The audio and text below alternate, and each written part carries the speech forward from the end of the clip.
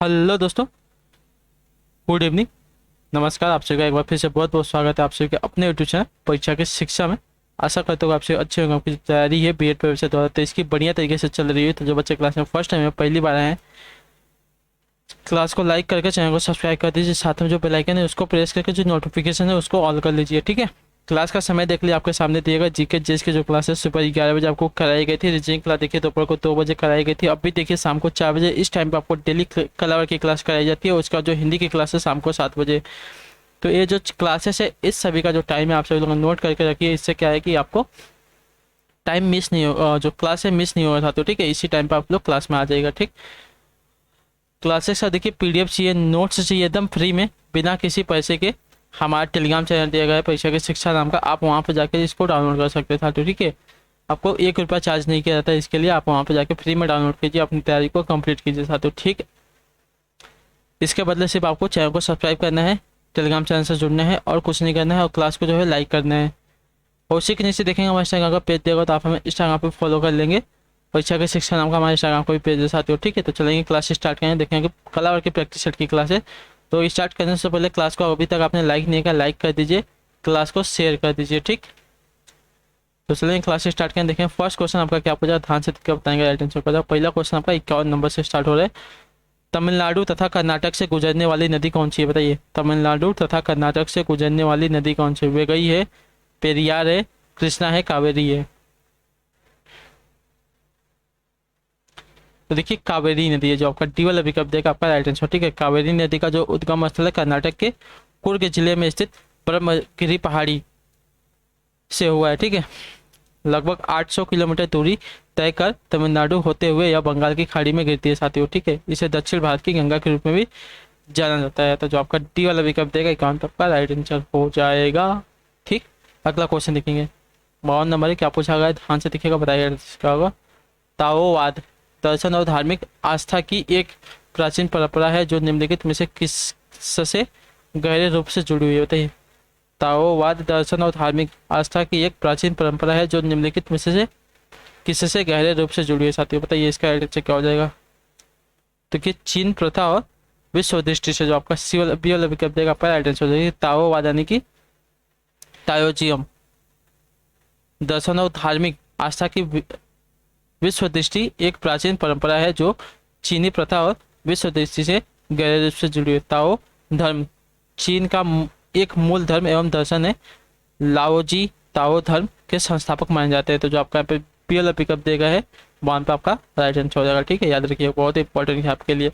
अगला क्वेश्चन है 53 नंबर, ध्यान से देखिए क्या पूछेगा, बताने की कोशिश कीजिएगा। आपके सामने क्वेश्चन दिया गया, भारतीय सिविल सेवा किस गवर्नर जनरल वायसराय के शासन के दौरान आरंभ की गई थी। देखिए आपका ये बहुत ही इंपॉर्टेंट क्वेश्चन है, ठीक है। एग्जाम के लिए बहुत ही इंपॉर्टेंट क्वेश्चन है आपके लिए।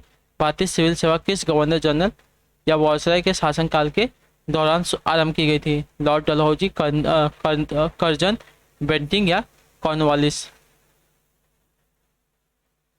तो देखिए भारतीय सिविल सेवा जो है आपकी गवर्नर जनरल लॉर्ड कॉर्नवालिस के शासनकाल के दौरान आरंभ की गई थी। जो आपका डी वाला विकल्प देगा आपका पे राइट आंसर हो जाएगा, सही उत्तर हो जाएगा, ठीक है।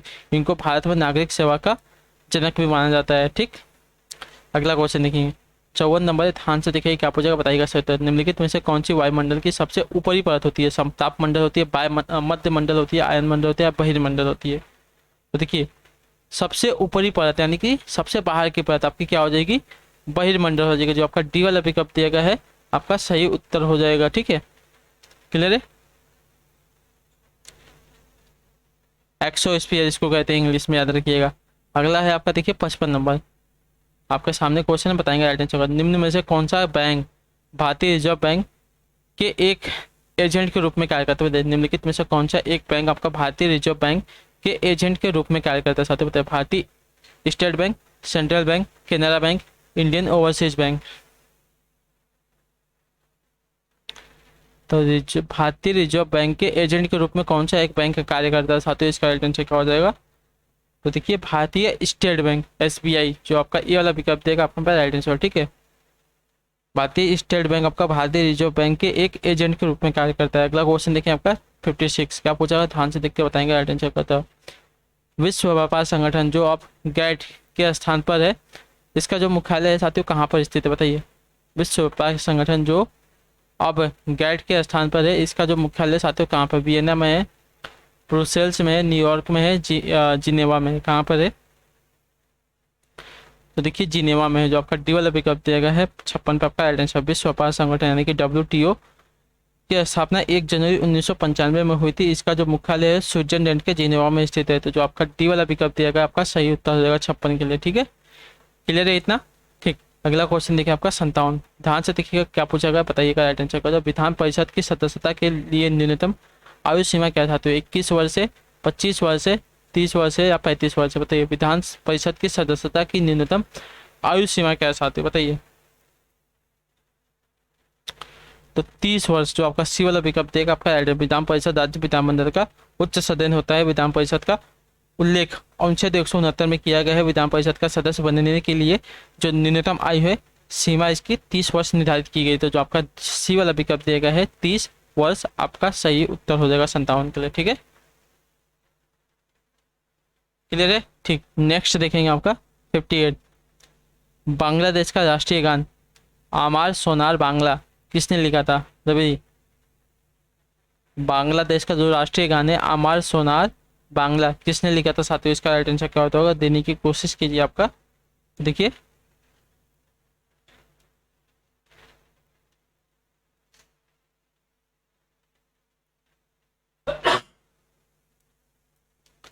रविंद्रनाथ टैगोर ने। जो आपका ए वाला विकल्प दिया गया है 58 पे आपका राइट आंसर हो जाएगा। विधान परिषद सॉरी स्वदेशी आंदोलन 1905 के अवसर पर रविंद्रनाथ टैगोर ने अपना प्रसिद्ध गान आमार सोनार बांग्ला लिखा है। बाद में यही जो गान है बांग्लादेश का राष्ट्रीय गान बन गया था। जो आपका ए वाला विकल्प दिया गया है आपका सही उत्तर है। और इन्होंने ही आपका जो भारत का है जनगण मन इन्होंने ही लिखा है, बात भी याद रखिएगा। ठीक है, नेक्स्ट देखें आपका 59 नंबर है। ठीक है, क्लास को लाइक कर दीजिएगा। ठीक है, आपसे और कुछ नहीं कहा जाता है, सिर्फ आपको क्लास को लाइक और चैनल को सब्सक्राइब करने के लिए कहा जाता है। आप इतना ही कर दीजिए। आपकी क्या है फीस के तौर पर देखिए हमको यही प्राप्त होगा। आप हमें फीस के तौर पर आप हमें यही दे सकते हैं, क्लास को लाइक करके और चैनल को सब्सक्राइब करेगा। ठीक है, भारत में लाख का सबसे अधिक उत्पादन कहाँ होता है बताइए? छत्तीसगढ़ में, झारखंड में, पश्चिम बंगाल में या गुजरात में? देखिए फीस के तौर पर आपसे देखिए आपका कोई भी 1 रुपया चार्ज नहीं करते। ठीक है, कोई भी आपसे अमाउंट जो है आपकी चार्ज नहीं करते। हमको सिर्फ फीस के तौर पर आपका क्या चाहिए, फीस फीस बाबा हमारा क्या होता है देखिए, चैनल का सब्सक्रिप्शन होता है और लाइक होता है। आप सिर्फ इतना कीजिए फीस के तौर पे, आपको और कुछ नहीं करना है। चलेंगे बताएंगे इसका उत्तर। भारत में लाख का सबसे अधिक उत्पादन कहाँ होता है? छत्तीसगढ़ में, झारखंड में, पश्चिम बंगाल में, गुजरात में, कहाँ पर होता है? तो देखिए झारखंड में। जो आपका सी वाला बी वाला विकल्प देगा आपका राइट आंसर हो जाएगा। भारत में लाख का सबसे अधिक उत्पादन देखिए झारखंड के पश्चात छत्तीसगढ़, पश्चिम बंगाल, महाराष्ट्र में भी लाख उत्पादित करने वाले राज्य याद है। पहले झारखंड है, फिर छत्तीसगढ़, पश्चिम बंगाल, उसको आपका महाराष्ट्र आता है, याद रखिएगा। ठीक है, अगला क्वेश्चन देखिए 60 नंबर। ध्यान से देखिए, बताइए राइट आंसर होगा। भारत में लिग्नाइट का खनन कहाँ होता है बताइए? झरिया में होता है, कोरबा में होता है, नेवेली में होता है, भद्रावती में होता है, कहाँ होता है? भारत में लिग्नाइट का जो खनन है साथियों कहाँ पे होता है? इसका राइट आंसर क्या हो जाएगा? तो देखिए भारत में लिग्नाइट कोयले का जो खनन है आपका नवेली नेवेली में होता है। जो आपका सी वाला पिकअप देगा आपका पे राइट आंसर हो जाएगा। ठीक है, जो आपका सी वाला पिकअप देगा है आपका यहाँ पे राइट आंसर हो जाएगा।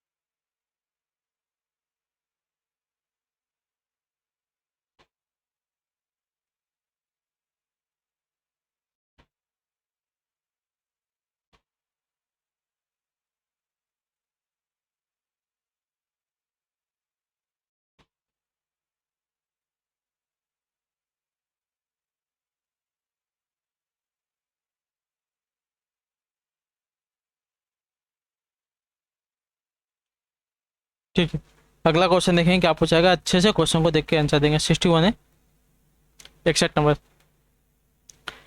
निम्नलिखित में से कौन उष्णकटिबंधीय पतझड़ी पौधा है जो दक्कन के पठार की विशेषता है? सागौन है, शीशम है, चंदन है, साल है। देखिए चंदन जो आपका सी वाला विकल्प देगा आपका राइट आंसर हो जाएगा। ठीक है, चंदन के वृक्ष मुख्य रूप से भारत के दक्कन के पठार के अंतर्गत कर्नाटक राज्य में पाए जाते हैं। यह एक उष्णकटिबंधीय पतझड़ी पौधे होते थे। जो आपका सी वाला विकल्प देगा चंदन आपका यहाँ पे सही उत्तर हो जाएगा। ठीक है साथियों, अगला क्वेश्चन देखिए 62 पे, ध्यान से देखिएगा क्या पूछेगा बताइएगा। समुदाय के लिए क्या अनिवार्य है? धर्म है, एकता है, विचार है, भावना है। समुदाय के लिए क्या अनिवार्य है? तो समुदाय के लिए देखिए आपका भावना, जो आपका यहाँ पे डी वाला विकल्प देगा फिर राइट आंसर। समुदाय के लिए एकता, भावना, विचार, इन सभी का होना अनिवार्य है, लेकिन धर्म का नहीं। अच्छा, किसका नहीं पूछा हमसे? ठीक है, सॉरी सॉरी सॉरी।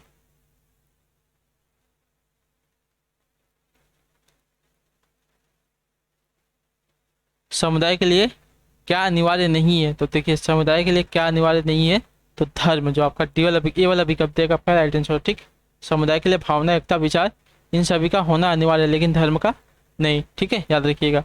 अगला क्वेश्चन देखिए आपका 63, क्या पूछा गया? ध्यान से देख के बताएंगे राइट आंसर। निम्नलिखित में से संसार का सबसे अधिक प्रचलित विवाह कौन सा है? एक विवाह है, प्रयोगात्मक विवाह है, मैत्री विवाह है, या बहु भातृ विवाह है? कौन सा है? तो संसार का सबसे अधिक प्रसिद्ध विवाह आपका देखिए एक विवाह है, जो आपका ए वाला विवाह दिया गया है, आपका सही उत्तर हो जाएगा। ठीक है,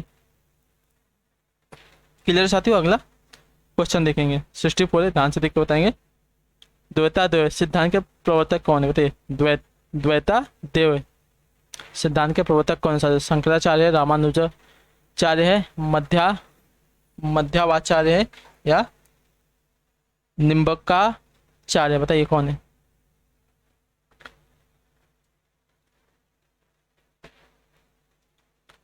द्वैत सिद्धांत के प्रवर्तक कौन है साथियों? 64% उत्तर क्या हो जाएगा? देखिए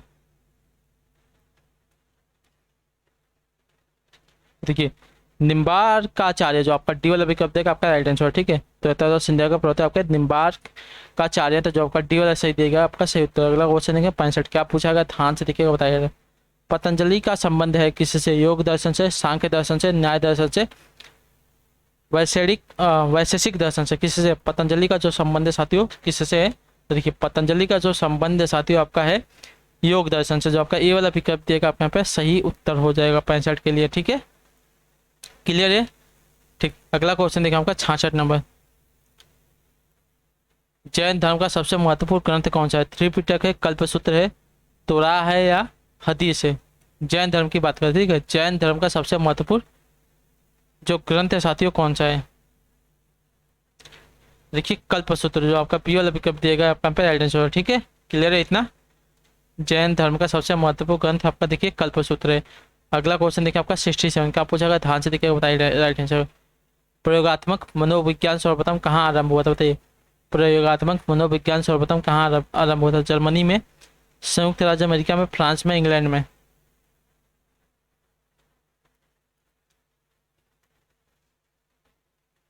तो देखिए जर्मनी में, जो आपका ए वाला विकल्प दिएगा आपका पर राइट आंसर। प्रयोगात्मक मनोविज्ञान सर्वप्रथम जर्मनी में आरंभ हुआ था। ठीक है, क्लियर है ये वाला। ठीक, अगला क्वेश्चन देखें। क्लास को लाइक कर दीजिएगा। ठीक है, बस एक लाइक कर दीजिए और क्लास को शेयर करके सब्सक्राइब कर दीजिए। चलिए बताइए इसका सूत्र। बुद्धि लब्धि का सूत्र किस मनोवैज्ञानिक ने दिया था? बिने ने, स्टर्न ने, वुड ने, साइमन ने? बुद्धि लब्धि का जो सूत्र है किसने सबसे पहले दिया था? स्टर्न ने, जो आपका पी वाला विकल्प देगा 68 पे आपका राइट आंसर। ठीक है, अगला क्वेश्चन देखेंगे 69 नंबर। क्या पूछा गया? व्यवहारवाद उपागम के प्रतिपादक कौन है? बिने है, टीचनर है, वाटसन है, या थर्ड डाइक है? कौन है व्यवहारवाद के उपागम के प्रतिपादक कौन है साथियों? 69 पे सही उत्तर क्या हो जाएगा? देखिए वाटसन, जो आपका सी वाला विकल्प देगा आपका सही उत्तर हो जाएगा। ठीक है, व्यवहारवाद के उपागम के प्रतिपादक आपके वाटसन है। ठीक है साथियों। ठीक, अगला क्वेश्चन देखेंगे फिर 70 नंबर। ध्यान से देख के बताएंगे एल्टन का। यूरोप के उच्चतम पर्वत शिखरों में से माउंट एल्ब्रस कहाँ स्थित है? बताइए, यूरोप के उच्चतम पर्वत शिखरों में से जो आपका एक माउंट एल्ब्रस है कहाँ पर स्थित है? जर्मनी में है, स्विट्जरलैंड में है, रूस में है, या यूक्रेन में है? तो देखिए रूस में, जो आपका सी वाला विकल्प देगा आपका राइट आंसर हो जाएगा। ठीक है, एल्ब्रुस पर्वत। एक आपका देखिए सुप्त ज्वालामुखी है जो कॉकेस क्षेत्र की कॉकस पर्वत श्रृंखला में स्थित है। एल्ब्रुस रूस की काराचाएं चरक्सिया क्षेत्र में स्थित है और जॉर्जिया सीमा के काफी नजदीक है। तो जो आपका सी वाला विकल्प देगा आपका राइट आंसर। माउंट एल्ब्रुस कहाँ पर स्थित है? तो रूस में स्थित है। अब ये बात याद रखिएगा, ठीक है। ठीक, अगला क्वेश्चन देखिए आपके सामने दिया गया 71 पे आंसर देगा आप सभी लोग, ठीक है। बताइएगा सही उत्तर का। भारतीय संविधान का निम्नलिखित में से कौन सा अनुच्छेद विधिक समता यानी कि कानून के सामने समानता से संबंधित? बताइए भारतीय संविधान का निम्नलिखित में से कौन सा जो अनुच्छेद विधिक समता यानी कि कानून के सामने समता समानता से संबंधित है साथियों। 71 पे राइट आंसर क्या हो जाएगा? तो देखिए अनुच्छेद 14 जो आपका ए वाला विकल्प देगा आपका राइट आंसर। विधि के समक्ष समानता का अधिकार जो है अनुच्छेद 14 में दिया गया है, ठीक है। अनुच्छेद 13 में क्या है? तो देखिए मूल अधिकारों के असंगत या उनके अल्पीकरण करने वाली विधियां आपके देखिए अनुच्छेद 13 में दी गई है। अनुच्छेद 17 की बात करें तो अनुच्छेद 17 में देखिए आपका अप्रियसता का अंत है इसमें, ठीक है। अप्रियसता का जो अंत है इसमें दिया गया है अनुच्छेद 17 में। और अनुच्छेद 26 की बात करेंगे तो अनुच्छेद 26 में देखिएगा धार्मिक कार्यों के प्रबंध की स्वतंत्रता इसमें दी गई है अनुच्छेद 26 में, ठीक है। सभी के क्लियर हो गया। अगला क्वेश्चन देखेंगे फिर 72 पे ध्यान से देख के बताएंगे राइट आंसर क्या हो जाएगा। अंतर्राष्ट्रीय शांति और सुरक्षा को बढ़ावा देने से संबंधित प्रावधान भारतीय संविधान के निम्नलिखित में से किस एक भाग के रूप में उल्लेखित है? मौलिक अधिकार के राज्य के नीति निर्देशक सिद्धांत के मौलिक कर्तव्य के राज्यों के। बताइए अंतर्राष्ट्रीय शांति और सुरक्षा को बढ़ावा देने से संबंधित प्रावधान भारतीय संविधान के निम्नलिखित में से किस एक भाग के रूप में उल्लेखित है साथियों? देखिए राज्य के नीति निर्देशक सिद्धांत के जो आपका बी वाला विकल्प दिया गया है 72 पे आपका राइट आंसर हो जाएगा, ठीक। राज्य के नीति निर्देशक सिद्धांत को देखिए अनुच्छेद 51 में राज्य को अंतर्राष्ट्रीय शांति और सुरक्षा के संवर्धन हेतु प्रयास करना चाहिए। संसद अनुच्छेद 253 के तहत अंतर्राष्ट्रीय संधियां लागू करने के लिए कानून बनाने का अधिकार रखती है। तो जो आपका पी वाला विकल्प दिया गया है 72 पे आपका सही उत्तर हो जाएगा, ठीक है। क्लियर है इतना? ठीक। 73 है, ध्यान से देख के बताएंगे राइट आंसर। भारत के किसी राज्य के राज्यपाल की नियुक्ति प्राधिकारी निम्नलिखित में से कौन करता है? भारत में किसी राज्य के राज्यपाल की नियुक्ति प्राधिकारी निम्नलिखित में से कौन करता है? भारत के प्रधानमंत्री करते हैं, भारत संबंधित राज्य के मुख्यमंत्री करते हैं, भारत के राष्ट्रपति करते हैं, या भारत के प्रधानमंत्री की अध्यक्षता में केंद्रीय मंत्रिमंडल करता है? बताइए कौन है? भारत के किसी राज्य के राज्यपाल की जो नियुक्ति प्राधिकारी निम्नलिखित में से कौन करता है? तो देखिए भारत के राष्ट्रपति कहते हैं। जो आपका सी वाला विकल्प देगा आपका राइट आंसर, ठीक है। राज्यपाल की नियुक्ति कौन करता है? तो भारत के राष्ट्रपति कहते हैं। ये बात याद रखिएगा, ठीक है। नेक्स्ट देखेंगे 74 पे ध्यान से देखिए बताइएगा राइट आंसर। निम्नलिखित में से कौन सा जो कथन है साथियों गलत कथन है? हमको गलत कथन चुनना है साथियों।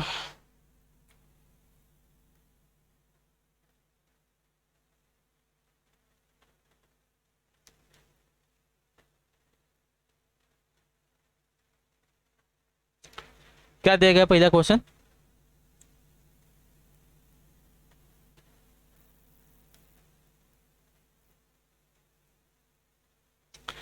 पहले आपका देखिए भारत के संविधान के अनुच्छेद 61 में राष्ट्रपति के महाभियोग की प्रक्रिया का वर्णन किया गया है। सही बात है।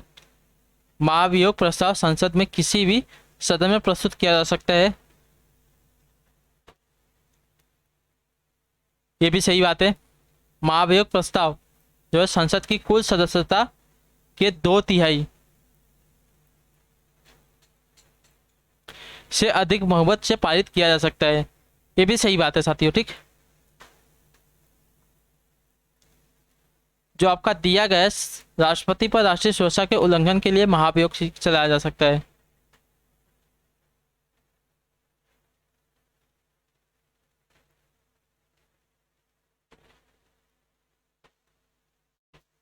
तो आपका एक गलत बात है, ठीक है। जो आपका यहाँ पर डी वाला दिएगा आपका राष्ट्रपति पर सुरक्षा राष्ट्रीय सुरक्षा के उल्लंघन के लिए महाभियोग चलाया जा सकता है। यहाँ पे देखिए ये जो कथन दिएगा आपका यहाँ पे गलत हो जाएगा, ठीक है। अगला क्वेश्चन देखिए 75 पर ध्यान से देख के बताएंगे राइट आंसर का। महात्मा गांधी भारत के लिए भारत रिक्त स्थान के विरुद्ध थे। बताइए किसके विरुद्ध? महात्मा गांधी भारत के रिक्त स्थान के विरुद्ध थे। मंद औद्योगिकीकरण, तीव्र औद्योगिकीकरण की ब्रिटिश पद्धति औद्योगिकीकरण की अमेरिकी पद्धति। महात्मा गांधी किसके विरुद्ध थे इन चारों में से? साथियों इसका राइट आंसर क्या हो जाएगा? तो देखिए तीव्र तीव्र औद्योगिकीकरण के, जो आपका पी वाला पिकअप देगा 75 का राइट आंसर। ठीक है, महात्मा गांधी भारत के तीव्र औद्योगिकीकरण के विरुद्ध थे, जो आपका पी वाला पिकअप देगा 75 आपका सही उत्तर है। अगला क्वेश्चन एक 76 नंबर, ध्यान से देखिएगा, पूछा गया है, क्या बताने की कोशिश करेंगे। निम्नलिखित में से कौन सी घाटी हिमालय पर्वत श्रृंखला में स्थित नहीं? बताइए, निम्नलिखित में से कौन सी घाटी जो है हिमालय पर्वत श्रृंखला में स्थित नहीं है? करेवास, भागीरथी, काठमांडू, अराकू। कौन सी जो घाटी हिमालय पर्वत श्रृंखला में स्थित नहीं है? 76 पर सही उत्तर क्या हो जाएगा? देखिए अराकू, जो आपका डी वाला विकल्प देगा आपका राइट है। अराकू घाटी आंध्र प्रदेश राज्य के विशाखापट्टनम जिले के एक पर्वतीय स्थान है। यह घाटी पूर्वी घाटी पर स्थित है। ठीक है, याद रखिए, ये घाटी जो है पूर्वी घाट पर स्थित है और ये कई जनजातियों का यह निवास स्थान भी है। अगला क्वेश्चन देखिए आपका 77 पे, ध्यान से देखिए क्या पूछेगा, बताने की कोशिश करें। स्वतंत्र भारत में किसी राज्य की प्रथम महिला राज्यपाल कौन बनी थी? बताइए, स्वतंत्र भारत में किसी राज्य की प्रथम महिला राज्यपाल कौन बनी थी? साथियों बताइए इसका सही उत्तर क्या हो जाएगा?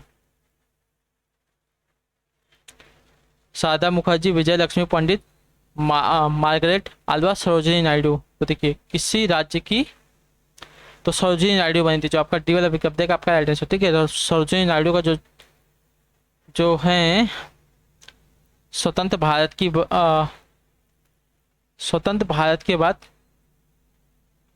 प्रथम महिला राज्यपाल बनी थी, कहाँ की? तो देखिए आपकी उत्तर प्रदेश की, याद रखिएगा। ठीक है, तो जो आपका यहाँ पर टी वाला विकल्प देगा आपका राइट आंसर। भारत की स्वतंत्रता के बाद उत्तर प्रदेश की पहली राज्यपाल बनी थी, याद रखिएगा। किसी राज्य की राज्यपाल बनने वाली है पहली महिला थी। अगला क्वेश्चन देखेंगे आपका 78 नंबर, क्या पूछा गया, ध्यान से देख के बताएंगे। अवध की जैसे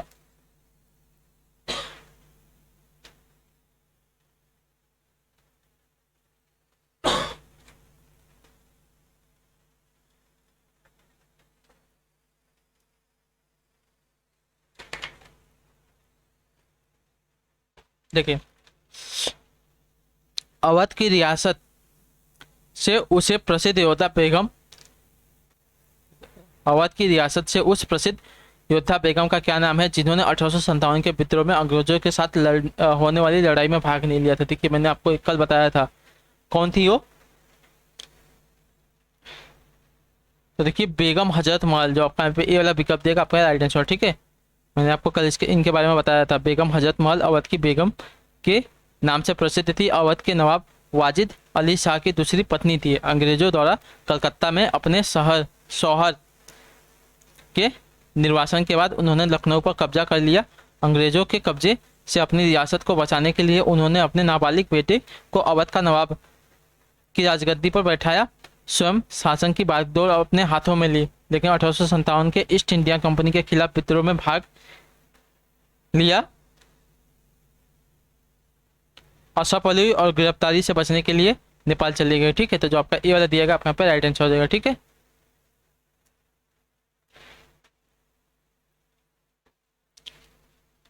अगला क्वेश्चन देखिए आपका 79 नंबर, ध्यान से देखकर बताएंगे वह कौन से कवि और संत है जिन्होंने रामायण का एक दूसरा संस्करण रामचरित मानस लिखा था? बताइए, रविदास, सूरदास, कालिदास, तुलसीदास। तो देखिए तुलसीदास जी, जो आपका यहाँ पे टी वाला विकल्प देगा आपका राइट आंसर। श्री रामचरित मानस अवधी भाषा में गोस्वामी तुलसीदास द्वारा 16वीं सदी में रचित महाकाव्य। इस ग्रंथ को अवधी साहित्य की महान कृति माना जाता है। इसे सामान्यतः तुलसी रामायण या तुलसीकृत रामायण भी कहा जाता है। ठीक है, रामचरित मानस भारतीय संस्कृति में एक विशेष स्थान रखता है। तो जो आपका डी वाला विकल्प देगा 79 पे आपका राइट। अगला क्वेश्चन देखिए आपका 80 पे, ध्यान से देख के बताएंगे, राइट आंसर कर देगा। दक्षिण भारत में किस राजा ने वर्ष 1741 में कोलाचेला की लड़ाई में डच ईस्ट इंडिया कंपनी को परास्त किया था? बताइए, दक्षिण भारत में किस राजा ने वर्ष 1741 में कोलाचेल की लड़ाई में डच ईस्ट इंडिया कंपनी को परास्त किया था? बताइए, देखिए मार्तंड वर्मा ने, जो आपका सी वाला विकल्प देगा आपका राइट आंसर। ठीक है, दक्षिण भारत के मार्तंड वर्मा ने 1741 ईस्वी में कोलाचेल की लड़ाई में डच ईस्ट इंडिया कंपनी को परास्त किया था। जो आपका टी वाला विकल्प देगा आपका राइट आंसर। ठीक, तो इसी के साथ जो आपकी क्लासेस आती है आज की यहाँ पे कंप्लीट होती है। आई होप कि आपको जो क्लास है अच्छी लगी। आपका कोई भी डाउट हो, किसी भी क्वेश्चन में हमें कमेंट करके पूछेगा, उसके आंसर आपको जरूर देगा। बाकी आपको क्लास कैसी लगी कमेंट करके बताइए। क्लास अच्छी लगी तो क्लास को लाइक करके चैनल को सब्सक्राइब करके जाइएगा। बिना सब्सक्राइब करिए मत जाइएगा, बिना क्लास को लाइक किए मत जाइएगा, ठीक है। क्या है कि इससे जो हमारा मोटिवेशन है थोड़ा डाउन हो जाता है। तो आपकी जो क्लास है क्या चाहते हैं कि ना आए, आया नहीं चाहिए ना, तो क्लास को लाइक करके चैनल को सब्सक्राइब करके जाइएगा, ठीक है।